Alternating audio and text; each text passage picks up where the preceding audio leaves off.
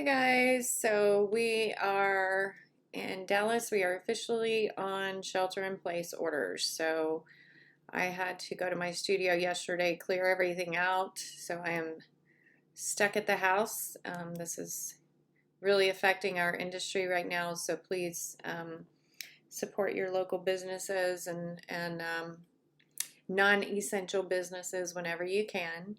Um, anyway, I wanted to show you guys more videos since we're all stuck at home. And I'm also going to be tuning in and honing in on my Photoshop skills and just continuing to create because that's what I do.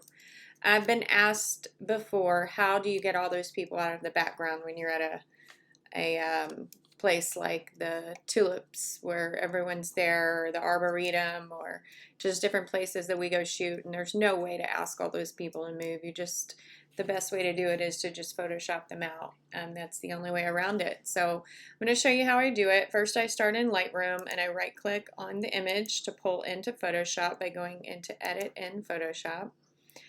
If you don't use Lightroom, then you would just start and open your file directly in Photoshop to start. That is something that you set up in your Lightroom preferences to ahead of time to make sure that when you Photoshop something that it opens in or that when you edit, the external editing program is Photoshop, and you just kind of thread those two connections so that it knows where to go. Now the first thing that I do is I use this invaluable tool. It's called Content Aware Tool. Okay, and I'm going to show you guys the order in which I do this for the quickest and most realistic way. So the first thing is Content Aware Tool. So I'm going to go over here to where the lasso is, and the shortcut key is L. So I'm going to select that. But the other thing is, usually this first, at the top toolbar, this first selection is selected. But instead of that, to make this quicker, we're going to select the second one, which allows us to select multiple objects at one time. And because there's multiple people here, we want to do this quicker instead of having to do one at a time. So select that second box, which allows you to add to your selections.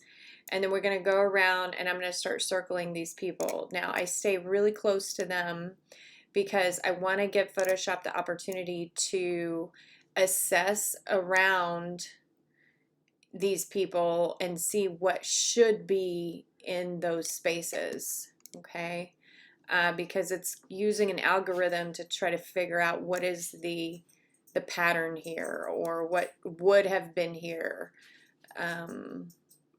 outside the selection. Okay, now the trained eye might not know that some of these little blobby figures are people, but they're gonna think that it looks off somehow, and so you just really want to be particular about photoshopping things like this, because even though your client or other people might not know that that's a person back there, you just it does look better when you if you know, then I mean they might know, so we might as well do it.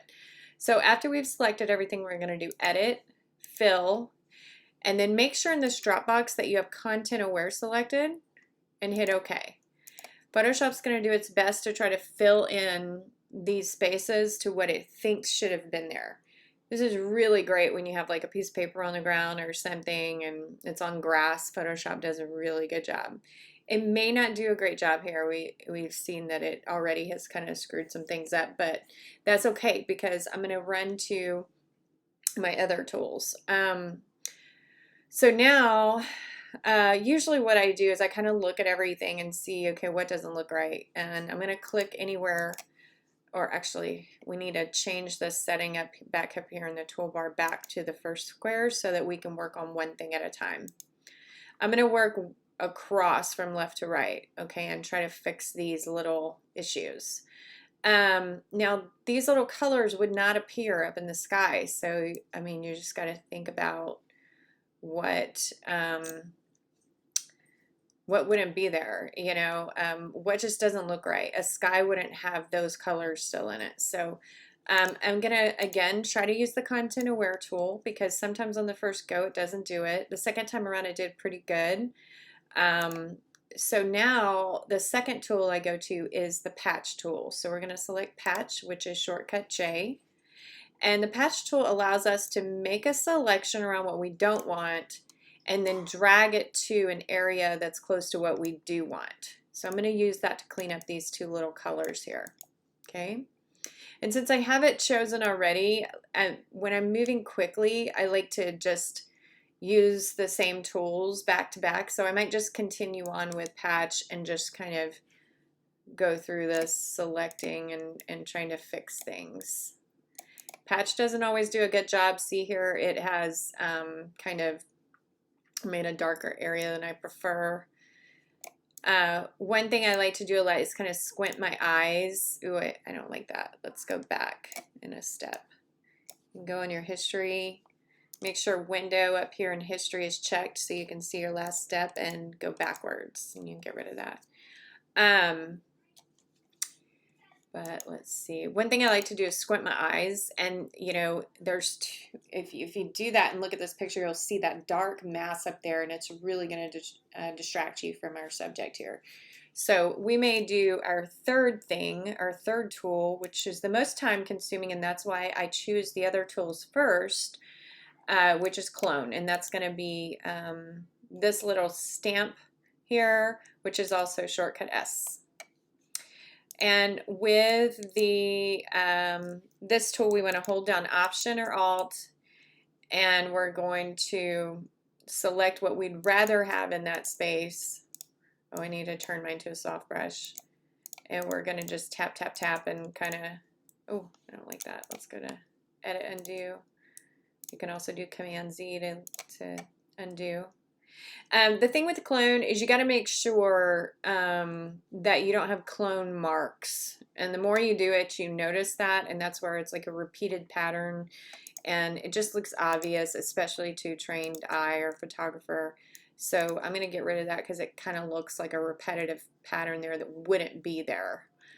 Yeah, so I'm looking down here. This little pink here is out of place, so we're going to make sure these rows look consistent.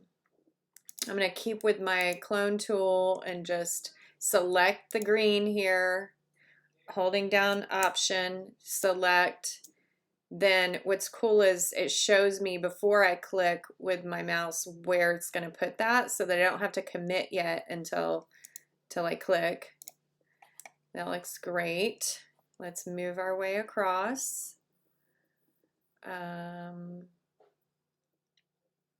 Yeah, this is really messed up here, isn't it? Let's go back to lasso. Let's see let's give content aware another try and see if it can fix that a little bit better.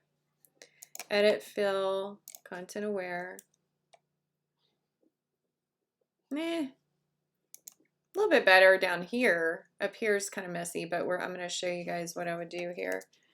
I'm going to clone across because I can see these little legs. You do this enough and you don't see blobs. You actually see what was back there. So I'm just going to kind of clone to correct a little bit. But you see I just keep working my way across. I step away from it and come back. That is the biggest tip that I can give you guys when editing is step away, go to the bathroom, check your email, do something else, and then come back to the picture. And even if I just turn my face and look away, I notice all kinds of stuff that could be fixed. Like I'm going to take the spot healing tool, which is J, or this little band-aid here, and I'm going to kind of take out these little, it looks like this is like little dust or something on the sensor, or maybe in the air, could be something catching light. So I'm just going to get those out of there. There's some right here. But yeah, I don't like how this row kind of goes up like that. That's kind of weird. So we're going to go back to clone. I'm just going to tap, tap and fix that real quick so it's less distracting. Let's fix this red here. I still think that's a person back there, so let's fix that. Just go across with some greenery up here so that that doesn't look unusual. Okay. And that's it. I'd probably spend about that much time on it. Now this little number right here is pretty bad, so we're gonna take our trees and fill in a little bit better over here. I just keep selecting, move it across, and want to watch out for those pattern marks, okay? And then another little tip I'm going to do here, which I would absolutely do, is see how the sunlight's coming here, which would haze a lot of this anyway. So let me show you guys how to create more of a sunlight effect over here, which will help cover up some of that stuff. And then also notice on his left side, he's already got sunlight hitting him in this warm color. So this will look really natural when we do this. So I'm going to add a layer. So go up to layer and do new layer. And let's go to our colors. Double click over here on the black, which is the foreground color. And we're going to select one of these orangey tones. Hit OK. Then I'm going to see right here we've created a new layer with it says empty. I'm going to make a big circle brush. So I'm just going to right click or hit B for brush. And right click on your screen, and this will get you to where you can change the size of your brush. So I want something that's kind of going to go over this area pretty good to mimic the sun. Get a little bit bigger. There we go. And now we can go up here to our opacity, and let's say drop it down to about 30. And I'm just going to tap over here in the corner and just keep tapping closer to him.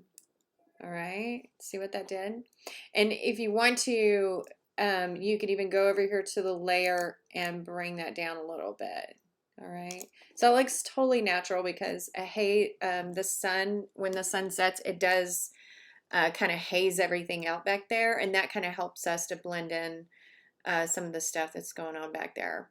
Again, I would walk away from this, come back, make sure it looked good, and then I would say it's done. So let's go back to our history and see what we did. I also check it with the original. So I'll go back to the original and then go to the edit and make sure I don't see anything that looks kind of really off-putting. And it looks great. So we're going to merge these layers. And then now, since I pulled it out of Lightroom, when I do File Save, it's going to put it back into Lightroom, and I can continue working in Lightroom, and it's going to put that edited version in there for me. It's going to keep the old version too, so I do like to go back to that old version before I delete it and just make sure I'm totally, completely happy with it. And then I'll delete that one and move on with my editing. So since we're all home right now, you guys, let's work on more editing. Send me any questions that you have, anything that you want me to show you, even if it has to do with photography. I'd be glad to help, and let's keep creating.